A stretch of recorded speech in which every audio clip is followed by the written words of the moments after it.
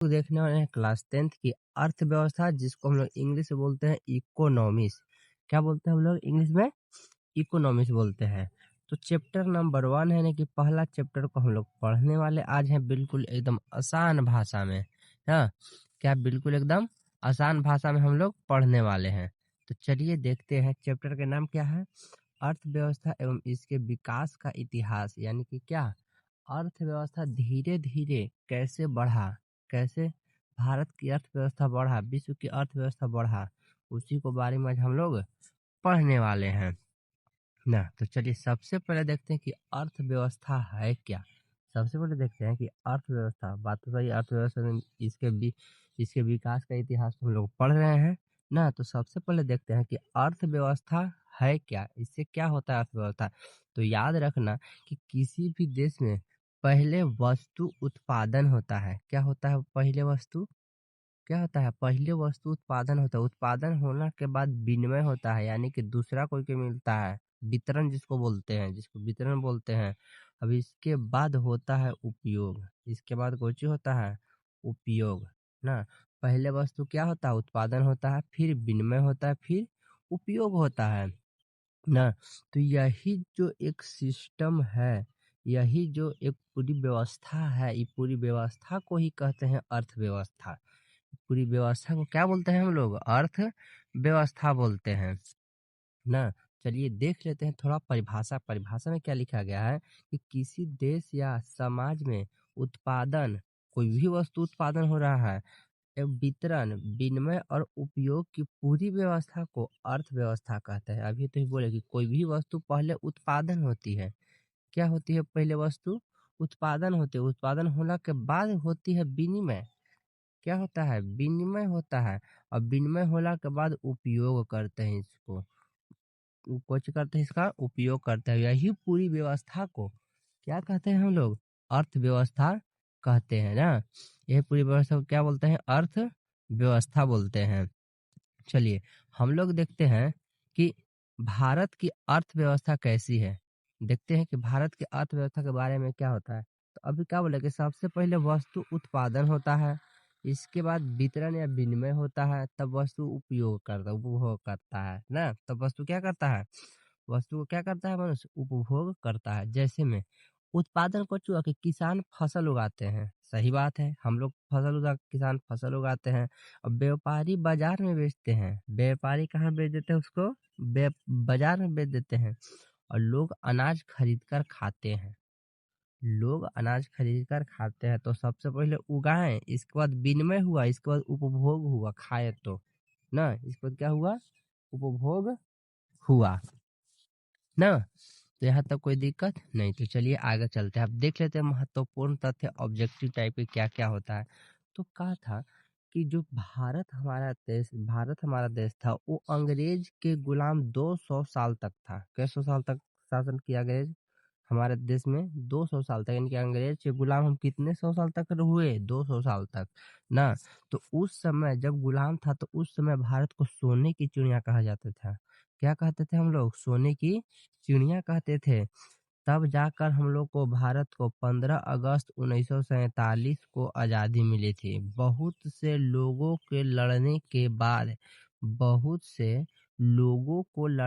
बाद 15 अगस्त 1947 को क्या मिली थी? आज़ादी मिली थी ना। आज़ादी मिली थी।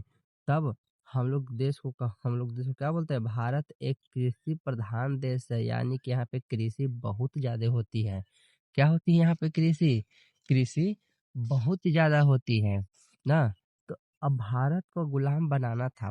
अंग्रेज का सोचे कि भारत को गुलाम बनाना था, भारत को गुलाम बनाना था। तो एक नीति अपनाई थी, जिसका नीति था फूट डालो और शासन कर लो, यानी कि आपस में ही के लड़वा दो, आपस में ही के लड़वा दो और हम लोग शासन करते हैं ना। हम लोग क्या करते हैं? शासन करते हैं हम लोग ना, शासन करते हैं। चलो, तो अगला कह रहा है, आगे है कि अंग्रेजों ने भारतीय अर्थव्यवस्था को अपना उपनिवेश समझा था, अपना उपनिवेश बनाकर रखा था ना। अपना क्या बनाकर रखा था? उपनिवेश बनाकर रखा था। जस्ट अभी आगे बताएंगे कि उपनिवेश क्या होता है ना। तो अंग्रेजों ने भारतीय अर्थव्यवस्था को क्या किया था? शोषण किया था, यानी कि जितना भी सामान था यहाँ, जितना भी सामान था यहाँ, जितना भी सामान, वो सब अपने देश इंग्लैंड में ले गया था। चुरा-चुरा क्या है ले गया था? इंग्लैंड में ले गया था ना। कहाँ ले गया था? इंग्लैंड में ले गया था। चलिए, तो यहाँ तक कोई दिक्कत नहीं, तो आगे चलते हैं। अब देखते हैं कि उपनिवेश होता क्या है ना। अब देखते हैं उपनिवेश होता क्या है। तो उपनिवेश क्या बोला है कि उपनिवेश होता कौन सी? तो बोल रहा है देखो कि जब कोई शक्तिशाली देश किसी बड़े देश किसी कमजोर देश पर अपना अधिकार जमा लेता है और उसका राजनीतिक एवं अर्थव्यवस्था अपने नियंत्रण कर लेता है, तो इस क्षेत्र का उपनिवेश कहते हैं। इस क्षेत्र को क्या बोलते हैं? उपनिवेश कहते हैं। जैसे हम बताते हैं कि एगो कोई बड़ा देश है, मान लो कि रूस है। ये रूस है ना, ये रूस है। सब ये विश्व क्षेत्रफल की दृष्टि से विश्व में कथी है? बड़ा देश है। ये रूस है। अब का बोले, यहाँ पे मान लो छोटा सा भारत है। कोची है? ये भारत है ना। तो ये जो रूस है, एग्जाम्पल मान रहे हैं, सही में ऐसा नहीं हुआ था ना। ये जो रूस है, ये रूस अपने अधिकार में चलाता है भारत को। कुछ चलाता है अपने अधिकार में, भारत को चलाता है अपने हिसाब से चलाता है। तो रूस का भारत ही एक उपनिवेश हो गया। क्या हो गया? रूस जितना भारतीय अर्थव्यवस्था है, जितना भी भारतीय अर्थव्यवस्था है, वो कौन चलाता है? रूस चलाता है। कौन चलाता है? रूस चलाता है। तो भारत ही कोची हो गया? उपनिवेश हो गया। किसका? रूस का। भारत किसका उपनिवेश हो गया? रूस का उपनिवेश हो गया ना। देखिए, तो जस्ट अभी यहीं पे देते क्या था कि भारत इंग्लैंड का उपनिवेश 200 वर्षों तक था। और अफ्रीका के कई देश यूरोपीय शक्तियों को उपनिवेश थे ना। यूरोपीय शक्तियों के क्या थे? उपनिवेश थे। चलिए, अब देख लेते हैं वीवीआई। कह रहा है कि अर्थव्यवस्था एक ऐसा तंत्र या ढांचा है जिसके अंतर्गत सभी प्रकार के कार्य किए जाते हैं। बात तो सही है। यानी कि अर्थव्यवस्था एक ऐसा ढांचा है जिसमें अनेक प्रकार के कार्य किए जाते हैं। अनेक प्रकार के, जिसमें कृषि भी की जाती है, उद्योग भी किया जाता है, व्यापार भी किया जाता है, बैंकिंग भी होता है, बीमा भी होता है, परिवहन भी होता है ना। ये सब होता है ना। हाँ, आगे कह रहा है कि इससे लोगों को आवश्यकता की पूरी पूर्ति होती है। इससे लोगों की आवश्यकताओं को पूर्ति होती है। इससे लोगों की रोजगार का अवसर मिलता है। क्या मिलता है? रोजगार के अवसर मिलता है ना। अब आगे कह रहा है कि कुछ अर्थशास्त्री भारत में आए थे और विभिन्न प्रकार के परिभाषा दे के चले गए। विभिन्न प्रकार के क्या दे के चले गए? परिभाषा दे के चले गए कि नहीं, इसका ई होगा, उसका ऊ होगा ना। तो चलिए, पारा पारा देखते हैं कि पहला आए थे ऑर्थर लेविस। तो ऑर्थर लेविस ने क्या बोला था? तो ऑर्थर लेविस के अनुसार किसी राष्ट्र का अर्थव्यवस्था उसके संपूर्ण व्यवहार से होता है। ये कभी संभव है कि मान लो कि हमको व्यवहार ठीक है तो हमको अर्थव्यवस्था सही होगा? नहीं, ये तो गलत बात है। ये तो क्या है? गलत बात। हमको अगर व्यवहार सही है तो हमको ये कोई जरूरी थोड़ी है कि अर्थव्यवस्था सही ही होगा।